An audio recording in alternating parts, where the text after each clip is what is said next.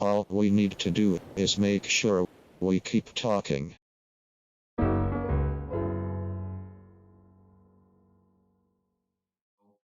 Hello, everyone, and welcome to episode 36 of the Imperial Tides podcast. I'm Holden, and I'm here with my co-host Simone, and today we're going to be talking about part 12, episode 12 of, episode 13, I think, right? Actually, no, we did 12 last time. Episode 13 of 14 of Berlin Alexanderplatz. This episode in particular is titled "The Outside and the Inside," and the secret of fear of the secret. So, yeah, I think I feel like the overwrought nature of the titles kind of tell you it kind of tells you everything you need to know about where the series has gone in terms of just its general direction and tone, and there has been a considerable drop of quality, and I think this. Well, we'll get into it. We'll get into it. So, as always, we start out these discussions with a brief summary, a play-by-play of everything that happened in the episode. And so, what did happen in this episode? Well, Franz. The episode begins with Franz, what is it, like a shot of his apartment. Franz has allowed his apartment to get cluttered, like a hoarder's, ever since Mitzi disappeared. Ava pulls him out of himself a little by paying him a visit, and he, in turn, visits the forest and the country where he and Mitzi enjoyed their time together in happier days, and where she is now currently buried. Shortly after, he decides to pay Reinhold and the rest of the criminal syndicate a visit.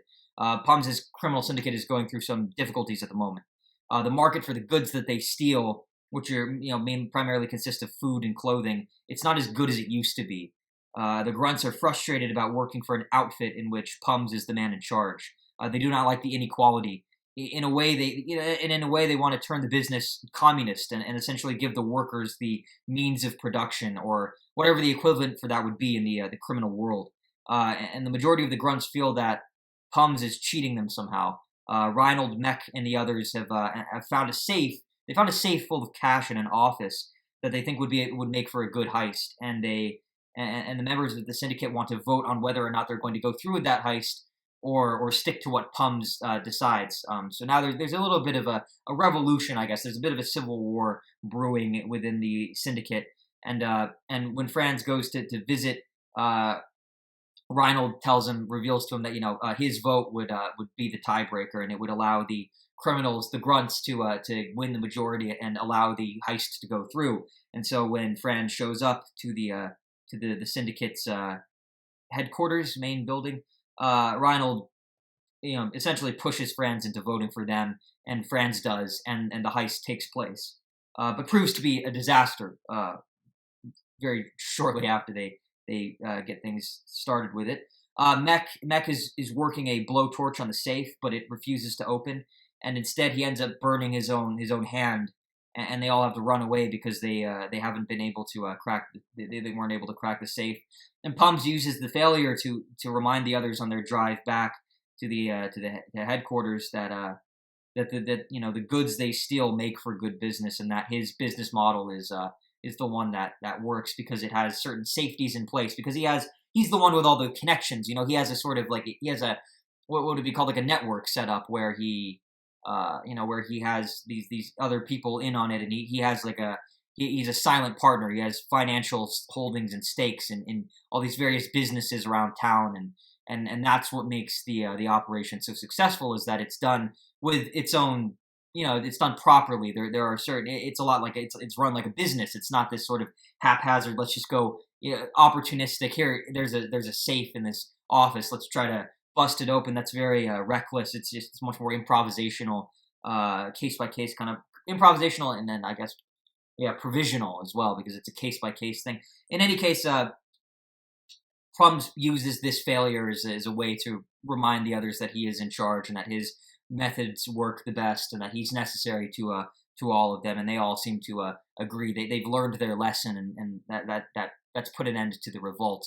However, the main staying consequence of the heist is that it leads Franz and Mech to into a situation in which they have to kind of come back together for a little bit, and so Franz takes Mech back to his apartment and dresses his wound for him. Mech while Mech's there, Mech tries to tell Franz about Mitzi, and about how Reinald strangled her to death. But he isn't quite able to do that because it's obviously probably a pretty awkward conversation to have, especially with someone that you're kind of on the outs with. And so he leaves before he can. And before he does that, he also we learn a little more about him and his backstory, and it's revealed that I guess the reason why he's in the criminal world to begin with, what brought him to this point, was that his wife had an affair. His wife cheated on him, and that demoralized him to the point that he quit his normal profession. So he had a normal job. He had a wife and a job, a career. He had a regular, ordinary kind of life on the straight and narrow, and then he lost all of that because of his wife's infidelities, and he allowed that kind of that wound and that betrayal to consume him and kind of ruin everything. And so now he's in the criminal world. He's in the in the trade of just stealing shit for a living, and yeah, that's why he's here, and in a way that actually that connects him even further to Franz, because it shows that both of them, that they both have women troubles, and so maybe, it's probably one of the things that serves as the I guess that solidifies the foundation of their friendship, or at least did back when it was a strong, continuous friendship. But in any case, from Franz's apartment, after he's not able to tell Franz about what happened, Mech decides to go to Max's bar very early in the morning. It's probably like 4 or 5 a.m. right out. It's closed, and he's the only person there. But Max knows him, so he lets him in. And while he's there, he reveals to Max that he actually helped bury Mitzi in the woods because Reinald essentially told him to, and he did, and also because he didn't want Franz to find out what had happened, and he didn't want him to go through the grief of the discovery of how her life I guess transpired in the end. But Mech essentially turns himself into the police from here, tells them everything he knows, rats Reinald out, and helps them to find the body even. And from there, Ava shows up to Franz's apartment to tell him what happened, but she can't directly either. Instead, she gives him a newspaper that has a story in it. There's a story in the paper about a prostitute who was killed in the countryside, and both Franz's and Reinald's pictures actually accompany that article. And Franz's picture is of his criminal mugshot. And so we see here now that Franz's violent past will come back to haunt him, and that there's no turning back. We're more than beyond the point of return at this point in the series. His life with Mitzi is over now, and he's in addition to that, on top of that, he's a suspect for her murder. He will never be able to live the normal, stable life that he'd hoped for at the very start of the series in episode 1 and 2 and 3 and so forth. From there, Herbert shows up, promising to find out where Reinald is, to get the police on him and lock him up for good. But Franz is ready for vengeance, and he wants Reinald all to himself. The episode ends with him laughing maniacally, and with the laughter eventually gradually turning into crying as the credits play. And then an intertitle appears, then an intertitle, which is for those of you who may not know, it's basically just a term for when you have like a screen of text. They were very common in silent films. Obviously, that was where you would get your dialogue and what is it, like explanatory background information, that sort of thing. But because this is a bit of an offbeat experimental series, even though it was produced in 1980, it released in 1980 anyway. It has some intertitles, even though they're not necessarily necessary. So this episode ends with an intertitle that reads. Franz Bieberkopf has reached the end of his mortal path. The time has come to break him. The man is finished, and that's the end of the episode. Did I miss anything in my summary, Simone, that you would like that you'd care to comment on or contribute? None. Okay. Well, so going from there, Simone, what would you rate this episode out of 10, and why? Yeah. Before I read it, I want to look back to the previous episode, I guess. The previous episode is a bit heavy drama, or just like you said, that it's similar to how an opera works, or some sort of theater art works, and it's kind of too heavy. But in this one, I think they are able to balance things out. But I'm still gonna stick with a 7 for this episode. A 7. Okay. And why would you give it a 7? I'll I'll give it a 7 because I'm expecting a lot. I mean, I'm expecting for things to run more smoothly compared to before because there are still some sort of fast holes, not exactly holes on the plot, but I mean there are some pillars that somehow it should be a catalyst for the story to run smoothly, but I think it's just make it quite long enough just to reach the normal screen time of some sort. Give me an example of one of these like paddings. For example, the conversation or the discussion that they have on um, the what they call it, the criminal syndicate. Um, I guess it just take too long for things to settle. I mean, just like what happened with Franz and Mac's relationship on how the whole problem is what do you call this is explained. It could be explained in a few words, but it takes quite too long for me. Okay. Well, that's interesting because I one of the scenes that I actually liked from this episode was the syndicate. The discussion that they had was actually one of the only interesting things that I could take away from this one. But we'll get into that. Or maybe I'm just losing some patience because I wanted something to happen. I Right. mean, we just relate to how the last episode ended. Because I'm still on that cliffhanger on what's really happened to Mitze. I have a lot of things that I'm thinking about which relate to that particular scene. So for you, it's more an issue of pacing. It's the fact that again, it's that ratio of like substance and runtime. It's just there's not enough substance that is equally distributed throughout the course of the runtime. You don't like that you have to watch an hour to get like 15 to 20 minutes of like narrative info, I guess, or understanding. It's a pacing issue for you. Yeah. I guess I'm looking for an action and a direct action because I think I just expected that the whole thing or the whole episode will work that way because it's really heavy on the previous one. Yeah, but it didn't really necessarily follow in that same trend. Wasn't as continuous as Yeah. it could have been. And yeah, it makes sense because I mean I think we've both been sort of for half the entire series, really. I mean, for the vast majority of the series, we've been waiting for something to happen, and most episodes are almost like throwaway filler episodes where nothing really progresses, nothing really moves forward. It's just let's just sit in this one place and kind of stew and drag things out for as long as possible because I don't know why, just because. But I would say this is another. This is probably it's another episode like that, but yeah, I think as far as how I would rate it, I think I'd give it a 7.5 out of 10. I think the series overall would have been so much better if they just cut out the middle portion of episodes in half. And what I mean by that is, by combining episode 5 with episode 6, and then episode 7 with episode 8, and so forth. This episode was the first one since episode 4 that had a proper ratio between substance and runtime, like we've been talking about.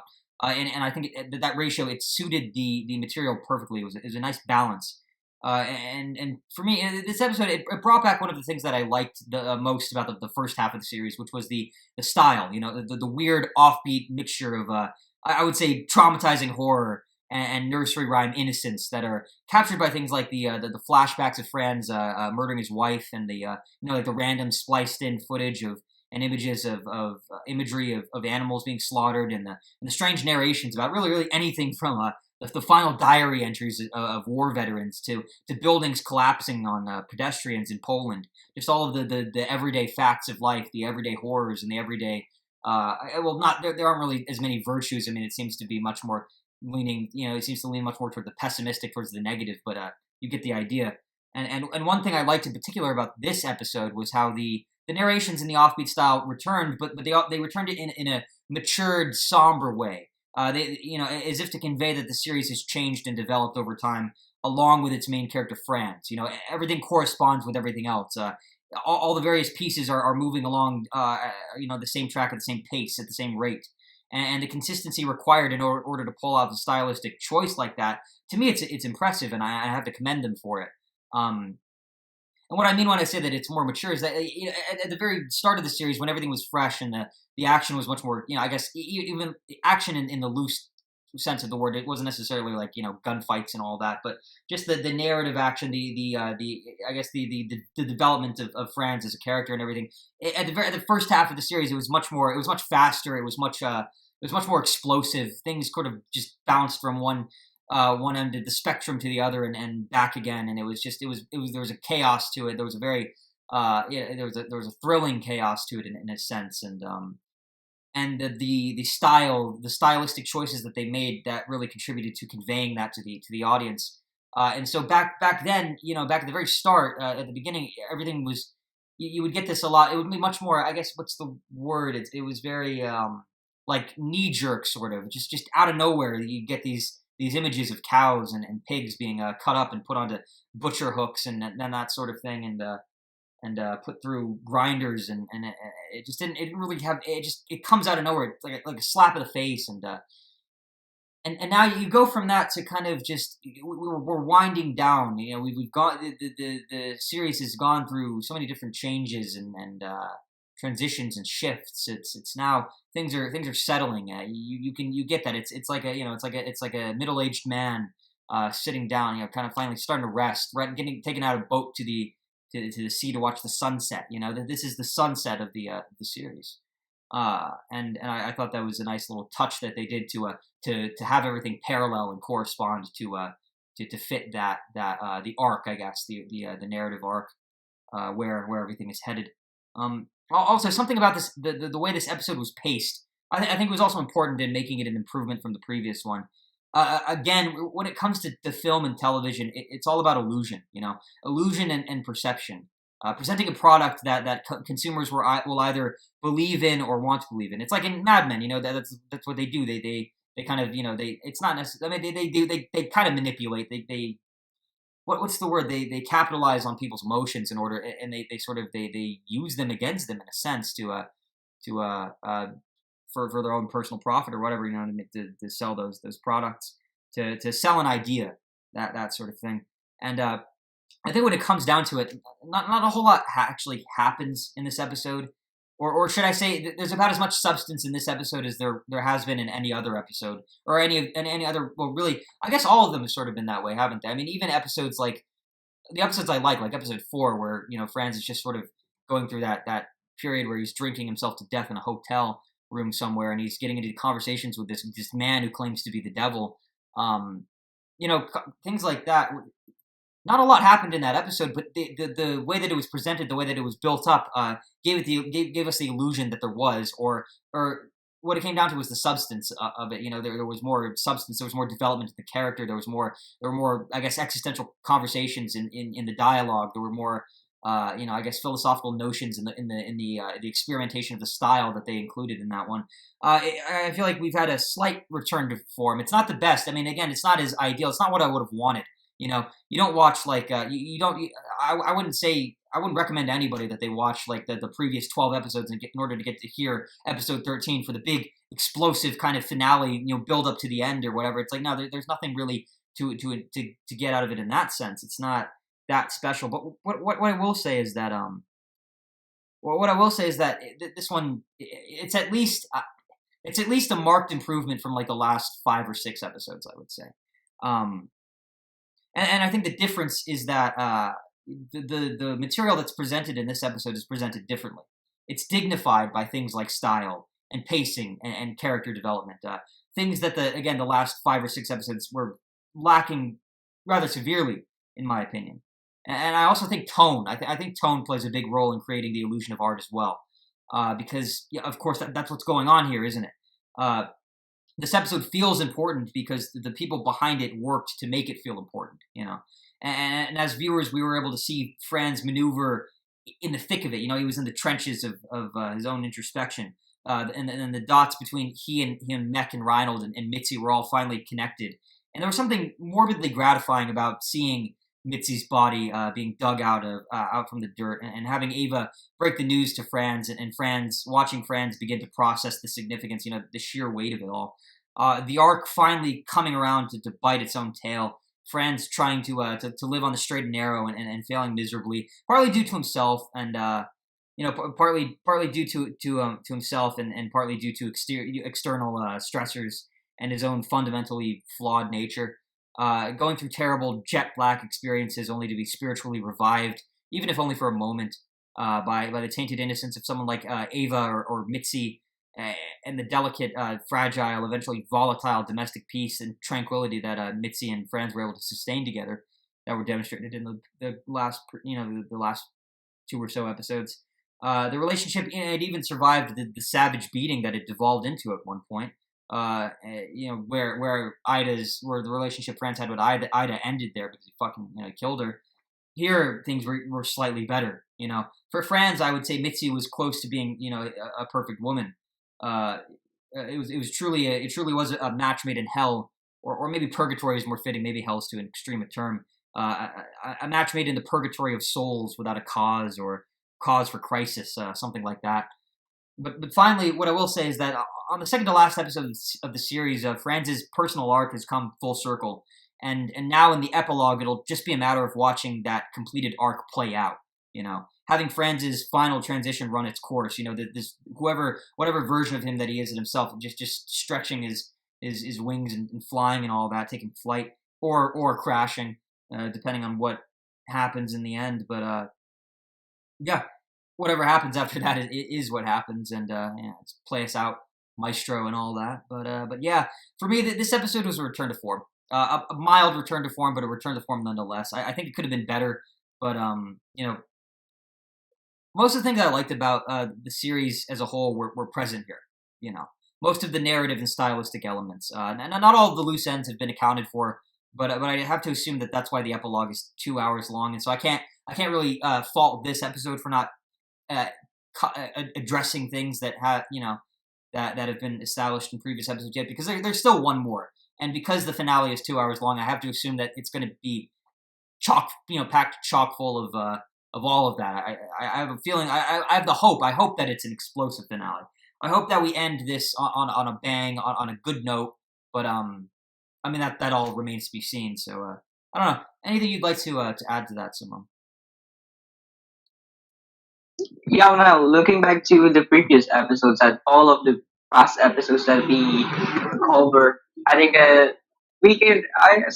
think we can consider this one as a full ending. But knowing that there's an epilogue, I'm expecting something more, or because somehow in each epilogue, an epilogue, that there might be more of some where Fran's character would be much more tone or dissect or presented to us of who he really is, because it seems like that all the previous episodes gave us different versions of him, or different possibilities that might take place, that um, just like look at how our predictions for every end of the episodes turns out, that we are looking for, expecting that France might be probably take this life, or fall this into this silent set of consciousness, but it always the other way around, or a way that we didn't really expect it.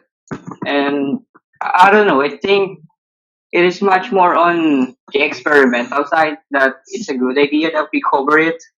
Now I'm appreciating how medias and art worked back then. I mean, I haven't seen any of these elements played out on the medias that presented here on my part of the world either. So I think it's a good thing that we can include on further down into this discussion. Yeah. I think the journey of watching this series as a whole, I kind of wanted to save getting into that for the finale, but it's good to talk about it now as well. I think it's like a lot. It's like most kind of formative experiences, things that you really get a lot out of. It's like it was it was fun at first, and then it kind of got a little tedious and trying, towards the end. But and now I would very much like to get it over with. I'm not going to pretend that that I'm not kind of just ready to move on. But I think that's a good thing. I think it's good that we were able to spend so much time with it that we outgrew it. It bolstered us, it pushed us to the point where we've now matured enough as I guess podcasters. I don't know what the term would be, but commentators, reviewers. We don't need it anymore. That's a good thing. I think it's ultimately a good thing. But we can touch upon that more when the finale comes around. But yeah, it's a good point that you bring up there, Simone. And so going from there, however, Simone, what did you think of this episode from a technical point of view? Camera work, set design, so forth, lighting. The most, I think the part that I enjoyed the most from this one, I think the setup of what happened to Fran's apartment when Mitze lived, because before Mitze lived, it's just everything is in its place, everything is in perfect condition. But when Mitze doesn't show up at all, we can notice the decline. Something is getting worse and worse, and we can connect it to normal day to day scenario or how people on television. I don't know. It might be quite far, but I kind of remember how people who gone through some traumas try to cope up, and this is kind of realistic in a way. I appreciate this. How they explain the decline in Fran's character, the possibility of him going into this insane state. Um, Getting back to our previous discussions, that you always mention about this women who live in yellow room, when someone gone inside and yellow is connected to being insane. I kind of you can maybe you can uh, refresh us on that. I think that it might be connected on how people cope up with this situation, and it's really interesting for me. Yeah. That aesthetic kind of visual imagery for his transition and everything, his transformation. I kind of I like that as well. Like I like he's like a hoarder at the start of the episode with the apartment and everything. I also didn't mention he killed a bird as well. Yeah, he killed the yellow bird in the cage, and maybe we could talk about that. I kind of I forgot about it because it was such an obvious little kind of like metaphor. I thought it was a little too cliche to even write down, but yeah, that was another aspect of that. But no, yeah, what you're talking about with the yellow wallpaper. It's a short story that was published in I believe it was the late 1800s, but it could have also been the early 1900s. It's basically a feminist story about narrative about how a woman is basically she's unsatisfied with her marriage because her husband just controls her entire life, and her husband, and she's kind of going through like a major depression because of this, and so her husband actually kind of conspires with this male doctor, and it's sort of they're not malicious necessarily. They're just bound by the social mores and norms of and conventions of their time, and so that this woman, it's a tragedy where she gets basically the people around her, they care about her in their own way, and they actually they genuinely want to help her, but they don't get it. They don't see that what she needs is to be independent. She doesn't want to be married to this man. She doesn't want to have children. She doesn't want to take care of the children that she already has. She wants to be free, and it's basically just it's a story about that. But the yellow wallpaper that the title, the titular wallpaper that the title is referring to, it's representative of her decline. As time goes by, the yellow wallpaper that's in the room, yellow in literature, it's oftentimes representative. It signifies insanity, right? So in Crime and Punishment, for example, the main protagonist, the main character there, Raskolnikov, he lives in this attic loft, this shitty students housing, it's not student housing necessarily, but it's where a student would live, because he was a law student who had to drop out because he couldn't afford the courses anymore, and he was too lazy to get a scholarship basically. But anyhow, his house in Crime and Punishment, it's yellow. The wallpaper is yellow in there as well, and it's to signify sort of like a stagnated declining state of mind, psychological unrest, certain like conflicts that have gone. It's like, it's when you have like certain things you don't address them for so long that they end up kind of rotting you out a little bit. It's like repression and all that sort of thing. The repression of the human spirit and individuality and freedom and all that. It's what drives Raskolnikov to murder the old woman, and that's what triggers the whole the events of that narrative in Crime and Punishment. But then in the Yellow Wallpaper, as time goes by and as the main heroine, the woman in that, as her I guess she declines more and more. She kind of she gets worse. Her condition gets worse and worse, and it doesn't end well. It basically. The story, I mean, spoiler alert, it basically ends with her going into the wallpaper, because that's another aspect of that story as well that I haven't mentioned before, is that she sees her reflection on the wallpaper, and it's like a distorted, it's like looking into a mirror, and it's all just a metaphor for her giving into her own insanity, because the one place that the world around her, the external world around her is so bad and so, like, I guess, punishing to her, that the only place that she can go to really be free, to have even like a taste of that independence that she wants as a woman in the late 19th century, is in deep within the recesses of her own head, and that's unfortunate, because of course the implication there is that once she crosses the threshold into the wallpaper, once she merges with the reflection of herself in the wallpaper, that's when she goes beyond the point of return, and she is probably like, the story probably ends from there with her being locked up in an institution or something, because she's gone, but yeah, you see that here as well. You see elements of that as well, with the hoarding and the stacks of furniture and everything, and the bird is yellow as well. I mean, that's an interesting thing to mention as well. But it's interesting because the bird is a different shade of yellow. The sickly yellow is usually like a darker kind of mustard yellow, whereas the bird was bright yellow. And to me, I might be overthinking this, but I kind of see that as like the yellow, the bright yellow bird. And he kills it too. He kills it. It's like. It was like Franz being his best possible self. Franz is the type of person who will never be able to he's never going, I seriously doubt that he'll ever be able to be like fully sane or fully normal. He's just too weird for that, but what he could be is like a happier version of who he is, and so to me, the yellow bird, it's like trying to, what is it? It's like, what's a good analogy? It's kind of like, well, let's just give a kind of an obvious one, right? It's like, someone with psychological, like someone who has like a sexual addiction that's like psychologically derived. It's just something they can't help it. Or someone with schizophrenia, let's say, someone with schizophrenia who he takes medication and he's able to function properly enough to work a job and to have a relationship, and to maybe even have children at some point.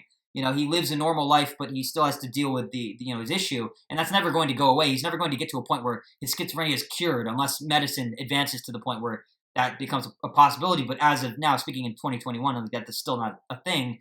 So, but that person, it's like, I kind of see that as a nice analog to Franz.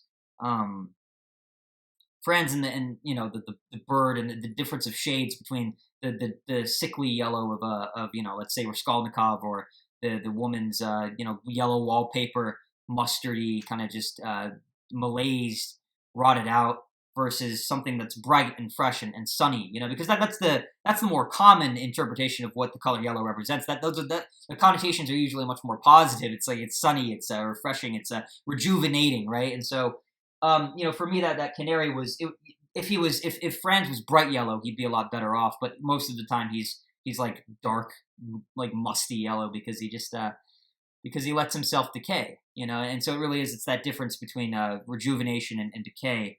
And yeah, it's nice little subtle little things like that they drop in. I don't know if it's necessarily intentional. I would assume that it is. I would assume that it's not like, ultimately like ultra difficult to put into something, but yeah, that is interesting. But yeah, in terms of the technical like aspects of this episode, though, I didn't really notice anything particularly special about the strictly technical in this episode, one way or the other, positive or negative. But if the stylistic is included in the technical then I would have to say that this episode was the first technically impressive episode that the series has had in a while.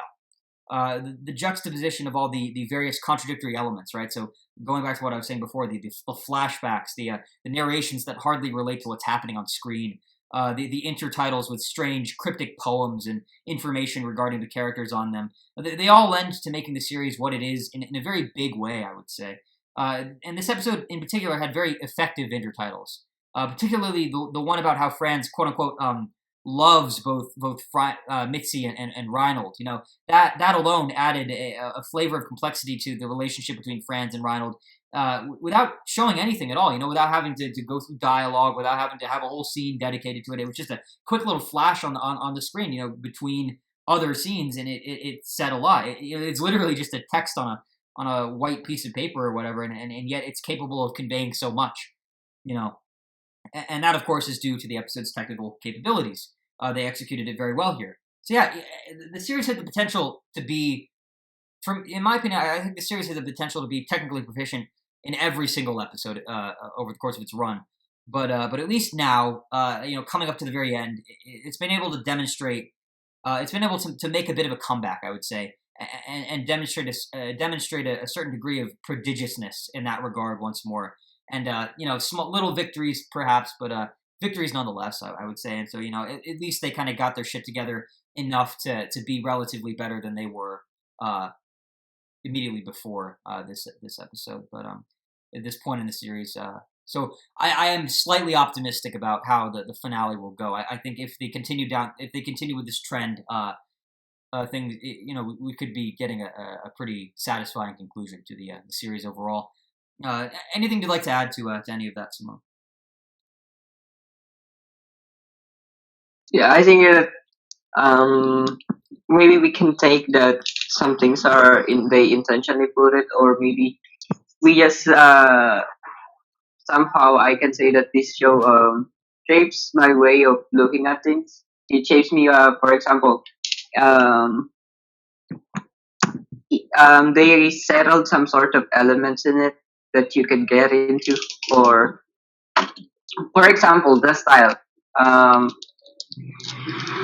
When it comes to style, it seems like that we've been used to this style that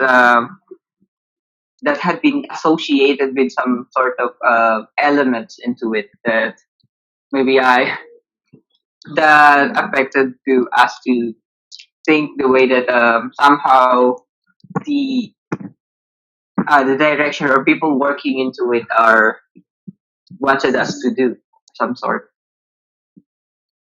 Yeah. And that's the thing about art, right? And artistic interpretation and everything. It's like just because something isn't necessarily intentional, that doesn't devalue it. It doesn't render it invalid or pointless or whatever. It doesn't invalidate how one sees it. The mark of a great work of art is that it creates like vastly, wildly different interpretations among various people. Anyone who sees it. For example, I guess I don't know, there could be a book that if I read it, I come out of reading it with a new appreciation for botany, for plants and that sort of thing. Whereas someone else comes out of it with a new, someone else reads it and they come out with an entirely different thing altogether. They come out of it with a new appreciation of politics. Of course, the hope would be that there's someone out there who reads it and gets a finer appreciation of both politics and botany from that work, and maybe there's someone who reads it and doesn't get either of those things, but still enjoyed it because it was a good narrative and they were interested in the characters, they were interested in the plot, they wanted to see what happened, next, and so all these one single artistic entity can satisfy so many different needs, and it can serve so many different purposes, fulfill so many different objectives, and so it's I don't think it really matters at the end of the day whether someone's looking a little too, I guess, quote unquote, a little too far into something, as long as what they have to say is interesting. I think that's really all that counts, and so I think little things like the bird and everything, I think that sort of demonstrates that, at least in my opinion. But now, Simon, let me ask you some questions that directly relate to the narrative, the plot elements of this episode in particular. So what did you think of the conflict between Pums and his workers in the criminal syndicate? We've talked about this a little bit. I want you to kind of expand on it a little more. Do you support Pums or the workers more, or both, or neither, and why? It's later proven. Obviously, it's later proven in the episode that Pums was right ultimately. But I don't know. Would you say that the workers still had a valid perspective with regard to their grievances in terms of I don't know the power dynamics with regard to the power structure of the outfit and so forth, the inequality between the workers and Pums himself? What are your thoughts regarding? What are some of your thoughts regarding all of that? I guess I interpreted it in a way which regards to Reinald's character, because he's really the mind, or he's really the leader of the opposition in this part, or in this scenario that they are arguing with. He's really, I think, if Franz is not sane in a way that he's doing things that very unconventional way of thinking, but with regards to human nature. But if we were to look at Reinhold's character, he's for me the manifestation of how human beings are. Just like we said, his greed towards money, and also his being envious towards Franz, with whom never ever somehow get on his way, have any observer, any intentional on his way. It seems like for me this episode lay, even though arguably Reinhold doesn't have that much screen time on this one, but this episode enables Reinhold to enables us to see Reinhold barely, or what really his character, or the significance of his character, the symbolism that is connected to him. Yeah. Again, he's letting his jealousy kind of drive everything that he does. Now it's affecting his work. Now it's getting in the way of his job, his means of making a living. But there's more. There's a bigger picture to look at. But you definitely bring up a good point there.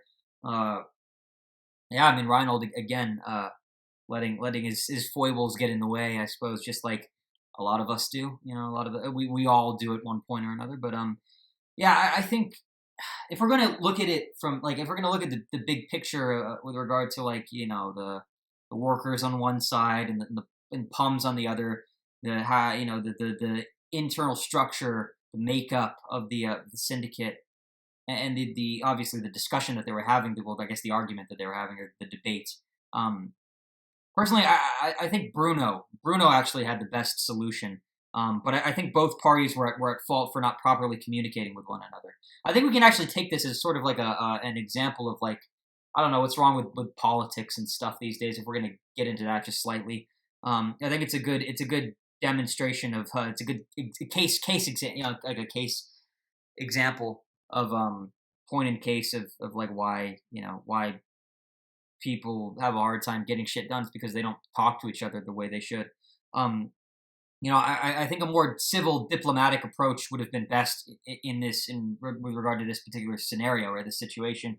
I think for one, the workers were too emotional to see the reasoning behind Pum's argument, and then Pums, on the other hand, for another, was too arrogant to properly hear out his own employees, and give them the time of day that they. I guess that any workers really, every worker deserves at least a minimum of an opinion, of a voice, I guess. Even I don't know, even the lowest of below on the work ladder, the hierarchy. But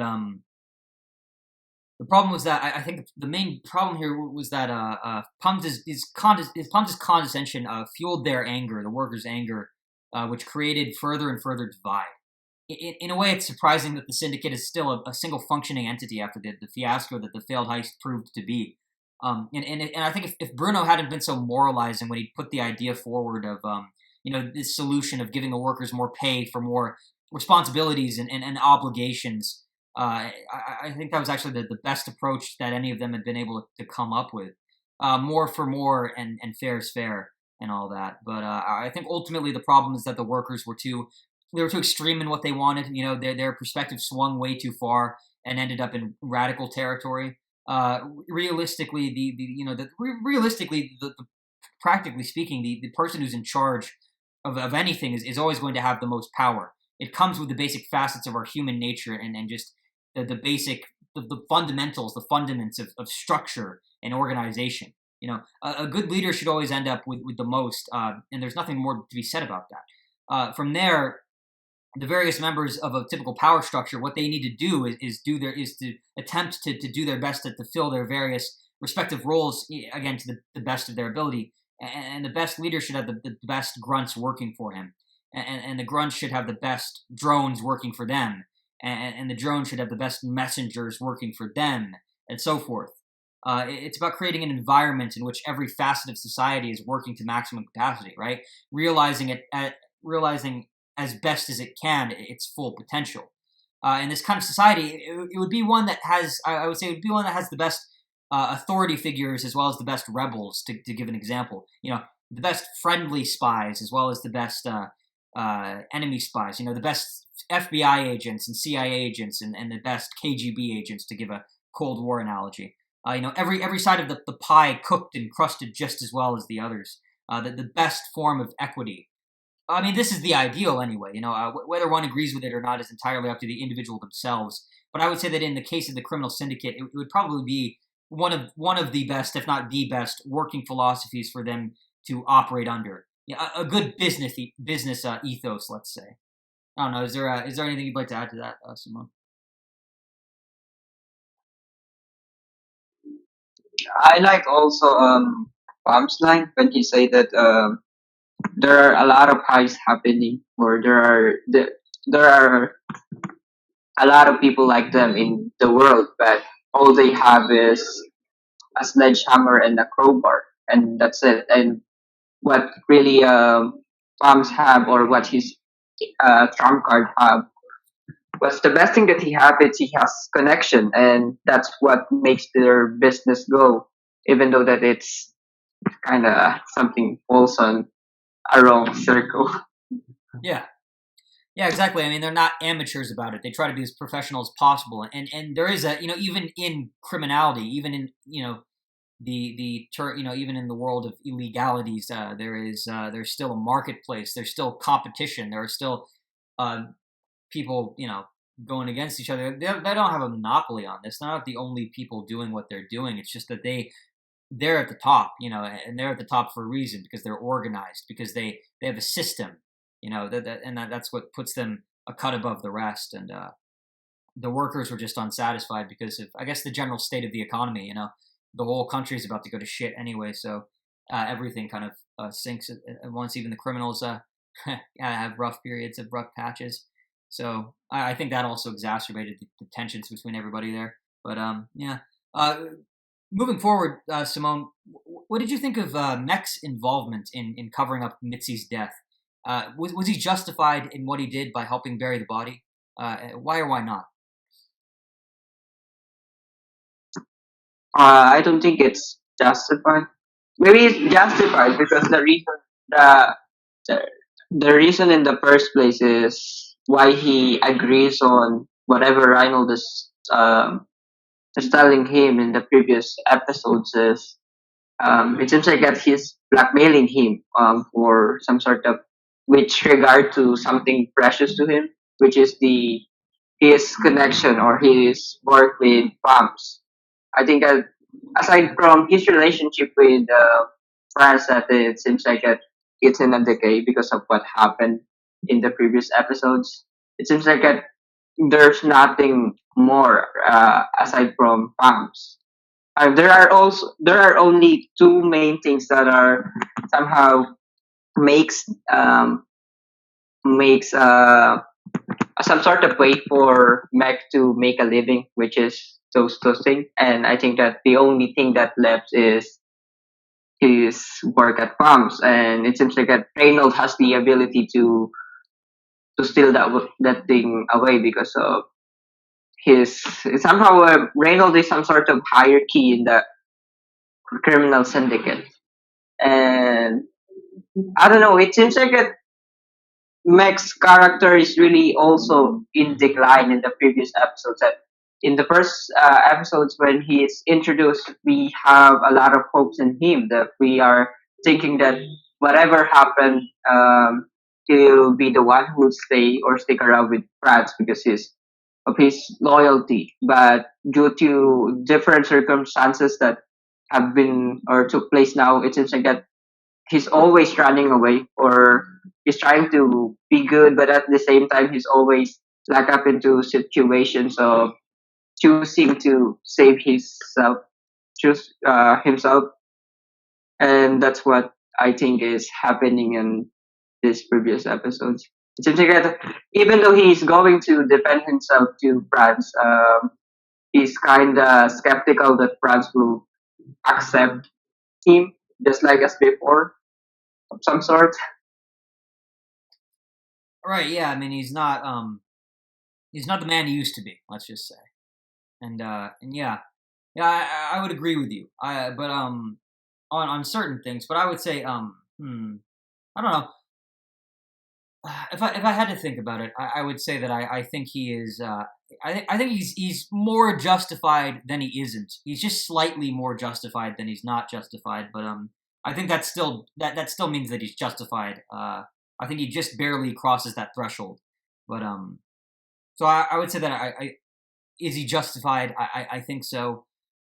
But I also think he did well to confess to all of it and do what he could do to put do what he could to put the rap on Reinhold, shift the blame over to him, and well, because it is his fault, and make him pay for what he did.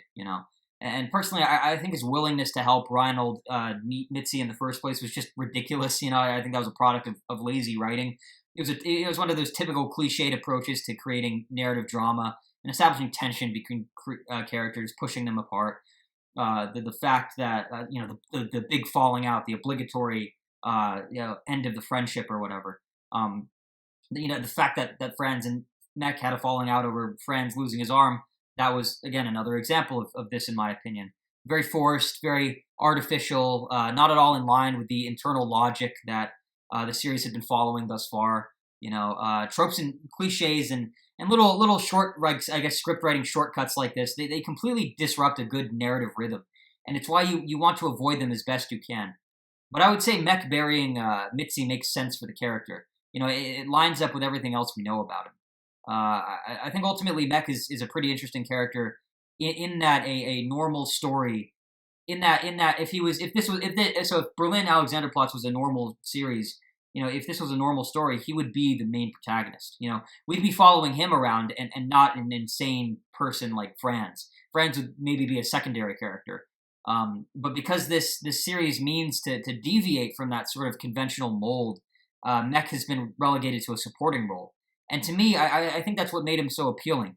The fact that he should have been at center stage but wasn't. And in a sense that this is reflected in his actual character within the context of the series' own fictional universe, right? Because Mech should have been a more successful, upright, normal guy than he was, but because his life got interrupted by his wife's infidelities, he was dragged into the underworld and failed, wasted his potential. He's arguably one of the worst failures of them all because he isn't like Franz. He's smarter. He's saner. He's got more going for him. He's capable of more basic human decency, more humanity. And yet here he is, opting for the quote unquote the easy way out. But of course, it isn't easy at all. It isn't easy to live that way. Living that way is like giving yourself cancer, a spiritual form of cancer. And it's no wonder that Mech couldn't take it and had to confess. And depressingly enough, one could argue that his loyalty to Franz may have been the one of the last decent things about him, maybe the last decent thing about him, the one good thing he still had, the one part of his humanity that he could still hold claim to. And so maybe his sacrifices were always selfish in the sense that he did them to preserve his own dignity, to preserve his own, I guess, soul. and maybe that's why he put himself in the position he's in this episode, and maybe that can account for the decline. Maybe when we look back, it's like maybe if you look back with this new hindsight, this insight, this new context, and maybe it puts everything into a different perspective, and it's like, oh, he never really cared about Franz in that sense. He was always just doing it to make himself feel better, I guess, to make himself feel a little more like he wasn't wasting his life, but he obviously was, something like that. I'm pretty sure he's fucked, I would say, in terms of like where he's gonna go in the finale. He'll likely be doing time for his involvement in Mitzi's murder, and even if he doesn't go to prison in the end, I think the guilt of knowing what he did, I think that's enough to have changed him. And well, the relationship between him and Franz, I think that's completely over now. And in what ways Mech has been changed in particular as a character, I'm sure we'll be able to see in the epilogue. So I won't postulate on it. I won't hypothesize or anything too much from there. So, but yeah, that's what I'd have to say. Is there anything you'd like to add to any of that, Simone? Though, where do you think Mech's character is going to go in the finale? How do you think it's going to end for him? I think now that how these things end, or with this confession thing, I think that he still have a significant role throughout the show. Whether it's Reinhold or Franz will discover or find out that he's is the reason or for all these confessions that take place. It might also affect his relationship with Franz more, because it seems like that the only decision for him to really bring their friendship back or to fix everything is to be loyal to Franz. But things are fucked up here in this episode or in the previous ones. So the only thing that he decides on is to save himself. Yeah. So, Simone, what did you think of Franz's reaction to the news of Mitzi's death moving forward?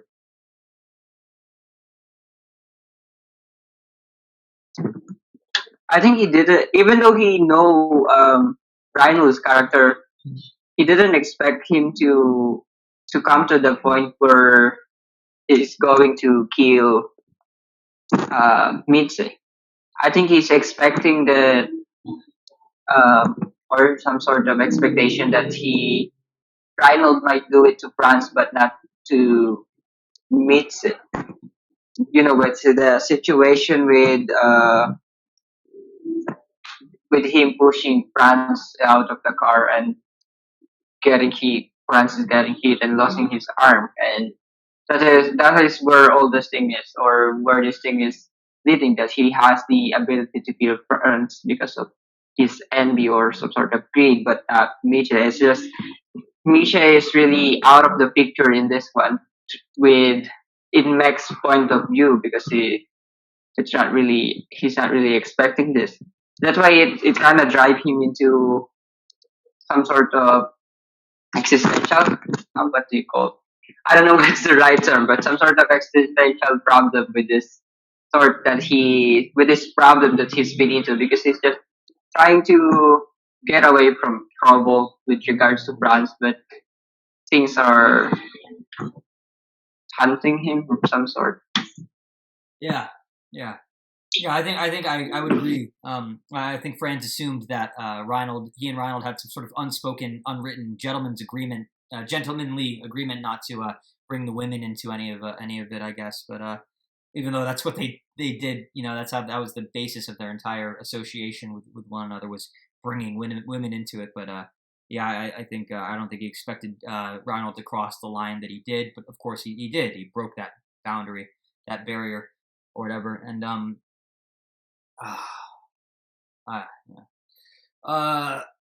man, it's just, what I will say is that I don't think anyone should expect someone like Franz to have a normal, sane reaction to anything. This is a man who's killed his wife. This is a man who almost killed Mitzi, who died. He almost killed the woman who was killed, the person who was murdered. He's constantly talking to himself. He's constantly singing songs and reciting poems and rhymes when it's really least appropriate to be doing so. Half the time, his emotional responses to things are the exact opposite of what a normal person's would be. He should have taken revenge on. I think he should have taken revenge on Reinhold as soon as he was fit to, for the arm. But instead, he went out of his way to try to solidify the friendship between them after that happened. And here, I think Franz should have been. He should have bawled at the news of Mitzi's death, which he does eventually. But instead he laughed. And I would say, in all fairness to him, it isn't too crazy. It isn't too out of the ordinary. To have difficulties processing the death of the news of the death of someone that you know, especially someone you were close to and had real affection for. And Franz goes through the various stages of grief in this episode's final scene, and comes out of it, emerges from it with the both with the determination to avenge Mitzi Mitzi for on Reinhold, and also with the anguish at his loss of her. Despite his gaping flaws and dark spots, Franz is still human enough to miss people, to feel their absence. And even though the final intertitle for this episode was pessimistic with regard to his final fate, it has to be at least be said and emphasized that he did care about her in his own twisted, animalistic, childish, mentally ill way. But yeah, I would say the situation is bad all around. No one is necessarily innocent, and everyone is at fault. With Mitzi gone, the game board, the playing field has been set, leveled, and it'll be interesting to see how everything resolves itself in the end. And yeah, let me just see if I can pull up here. So the final intertitle, I didn't write this down for some reason, but there's one last intertitle at the end of the episode that basically reads something like, Franz's fate is over. He's never coming back from this. His mortal path is done. There's no hope for him. And that's how this episode ends, leading into the finale. So, I guess going off that, we can either assume that the show is A, lying to us, or B, that everything's going to go to shit. But I don't know. Is there anything you'd like to add to any of that, Simone?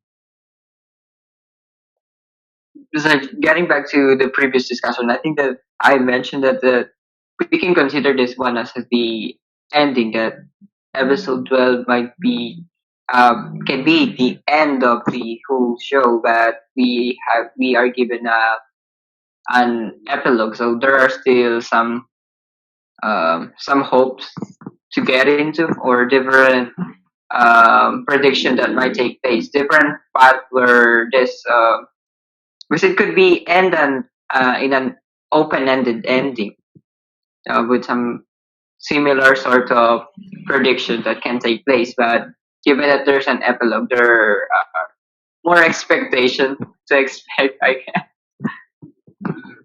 Yeah.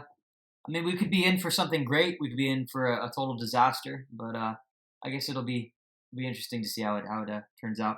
But yeah, Simone, another point about the actual plot elements of this episode in particular.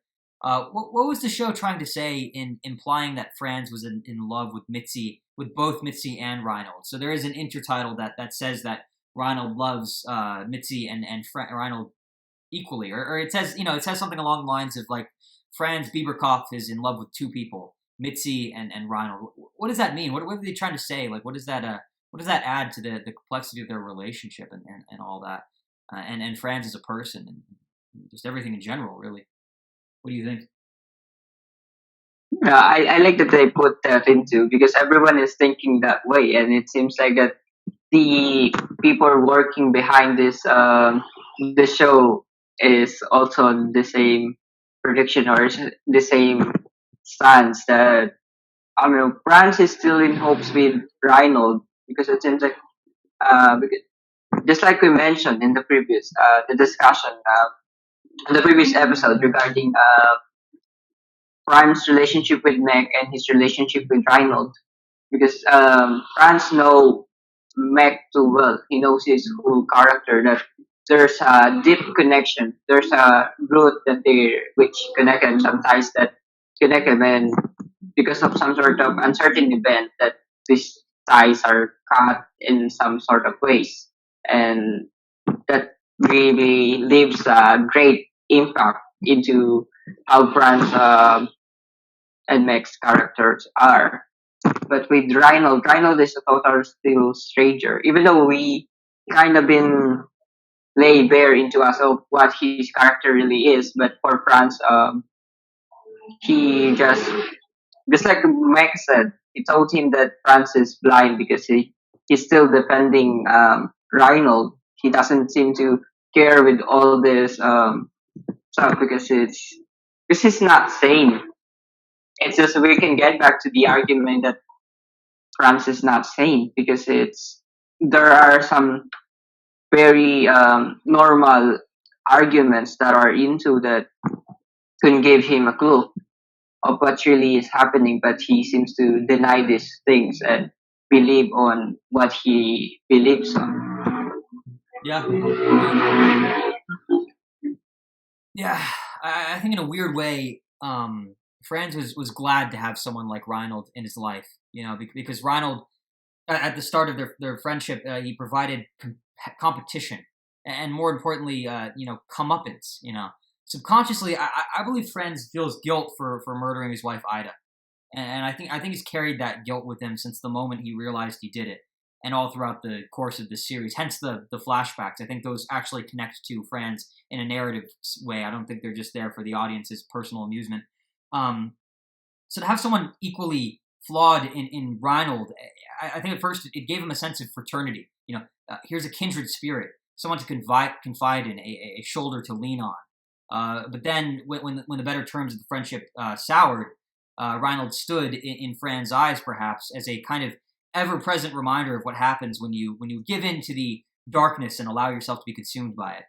It's very similar to the relationship that Franz from his name is Ferdinand.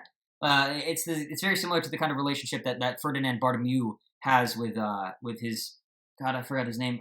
The character, his best friend or his doppelganger, basically his shadow in Journey to the End of the Night by Louis Ferdinand Céline.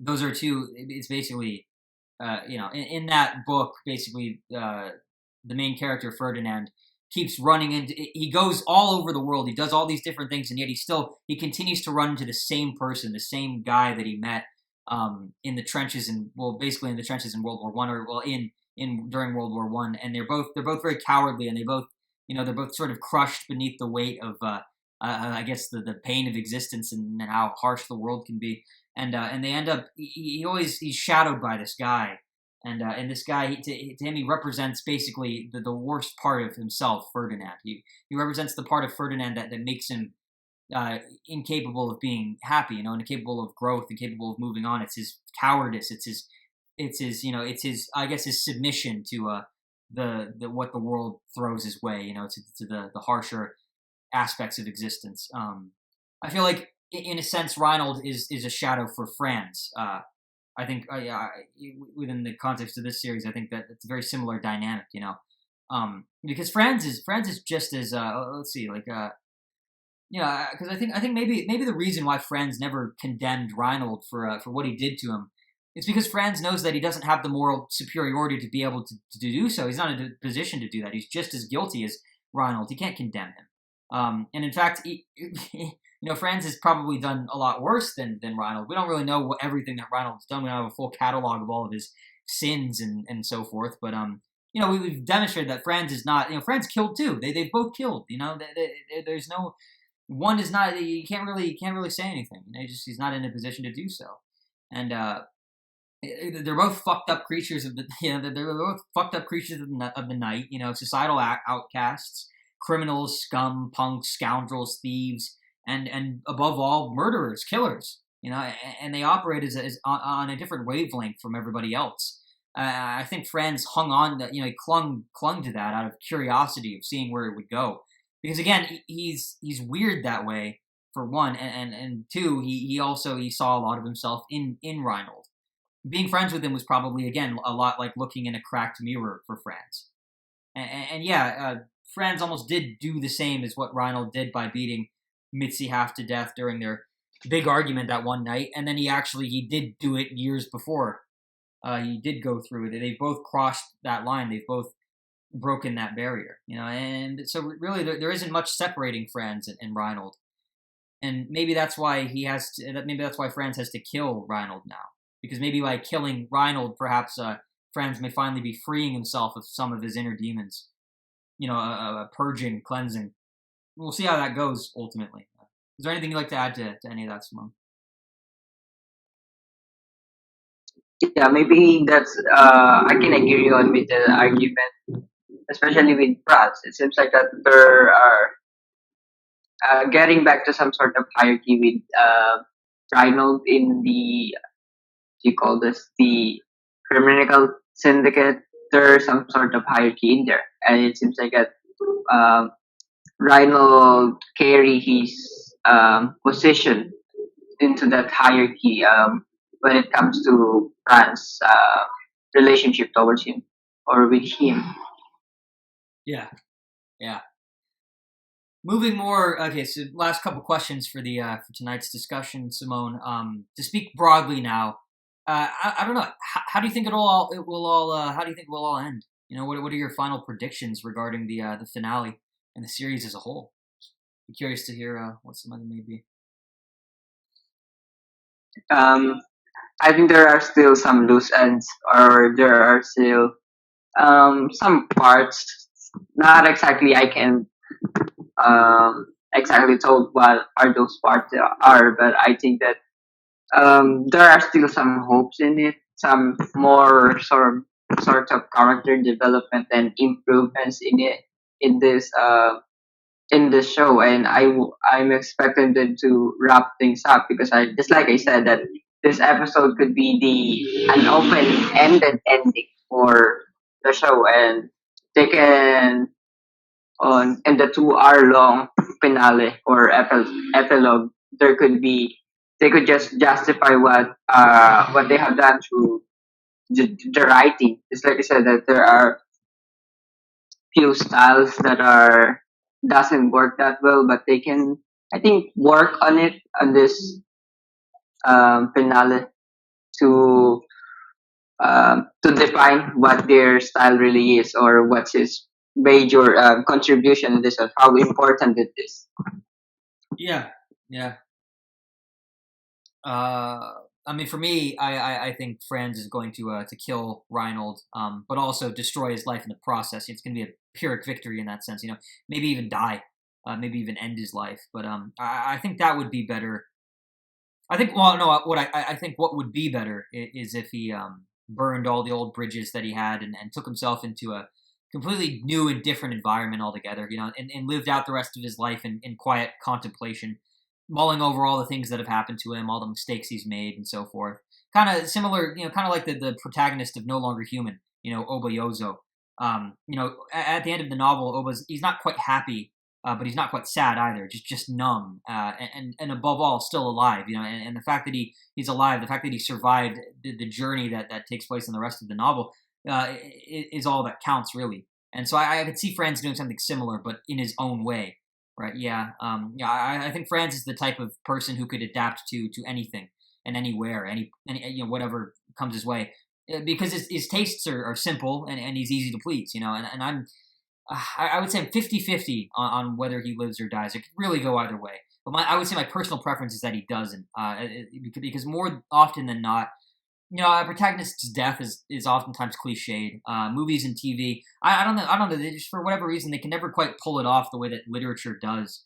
It's just one of those things that has a hard time translating, I think. But yeah, my final prediction is that hell is about to be raised, and it's only a matter. It's only going to be the ashes that are left when all's said and done, when the dust settles, and that's even if Franz does manage to survive. He's already failed at making it out of the series in one piece, losing his arm and all that. But just how many more pieces he can be broken down and reduced to is a question that only time and the finale, the epilogue, will be able to tell. So yeah, that's that for me. Anything you'd like to add, Simone?